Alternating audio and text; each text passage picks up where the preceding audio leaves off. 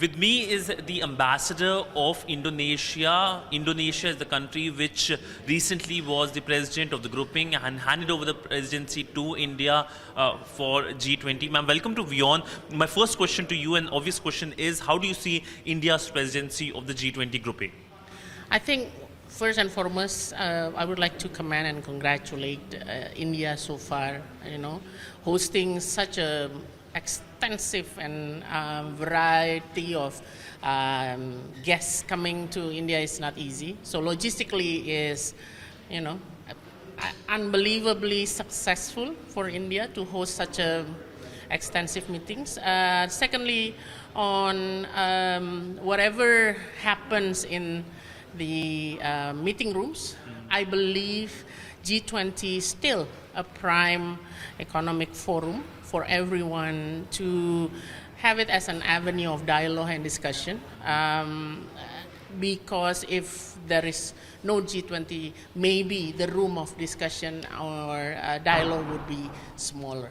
Mm-hmm. Ma'am, when you were the president, Indonesia was the president of the grouping, the geopolitical crisis, the Russia-Ukraine conflict had a shadow on it.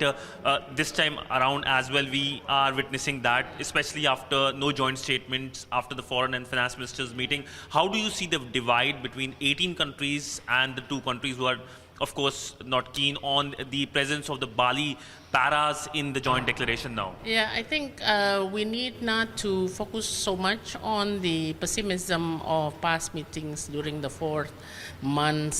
early 4 months, because we need to look at the G20 or any diplomatic engagement as a process. It's not a one-off process. So we need to see what is going to happen until summit. And we are so hopeful that India would be able and capable in maneuvering this global dynamics into more concrete deliverables. Mm-hmm. How did Indonesia bridge the divide between Russia and Ukraine during its presidency of the G20? We bridge the division by giving the rooms of dialogue and deliberation, and I think so far that is what India has done, to give rooms for deliberation, which means many bilateral rooms are there logistically, but time also given to those who wants to exchange views outside the G20 format. So I think there is a room of optimism, room of hope to achieve something concrete in G20 India. Mm-hmm.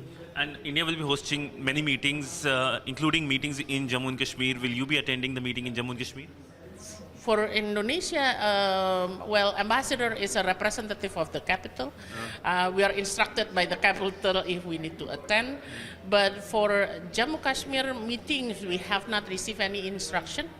So we will wait until the instruction is there. Mm-hmm. And finally, my question on the bilateral aspect of the relationship. How is bilaterally the relationship going forward? We have seen a lot of ideas, including connectivity between Aceh and Andaman. How do you see that as well? So the bilateral engagement are, I think, increased by folds. Last year we have more than 5 ministers level meetings.